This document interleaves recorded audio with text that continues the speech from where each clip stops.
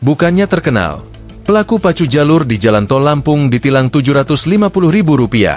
Direktorat Lalu Lintas, Ditlantas, Polda Lampung telah mengambil tindakan tegas dengan memberikan sanksi tilang maksimal kepada pelaku pacu jalur yang videonya viral di media sosial.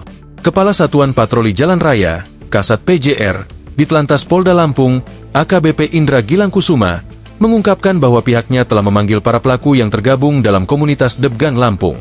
Kita lakukan penegakan hukum berupa tilang, maksimal sebesar Rp750.000, lalu memberikan pemahaman keselamatan berkendara di jalan raya, katanya dalam konferensi pers di Ditlantas Polda Lampung, Selasa, 15/7/2026.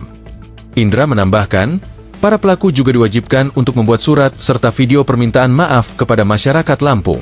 Mereka dikenakan pasal 283 UU nomor 22 tahun 2009 tentang lalu lintas dan angkutan jalan, yang mengatur larangan mengemudi kendaraan bermotor secara tidak wajar atau melakukan kegiatan lain yang dapat mengganggu konsentrasi saat berkendara.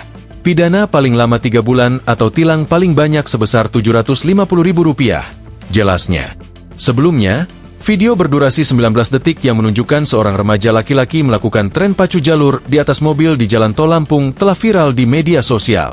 Dalam video tersebut, remaja tersebut terlihat mengenakan kaos hitam dan bercelana pendek, duduk di atas mobil jenis Pajero dengan nomor polisi B193D.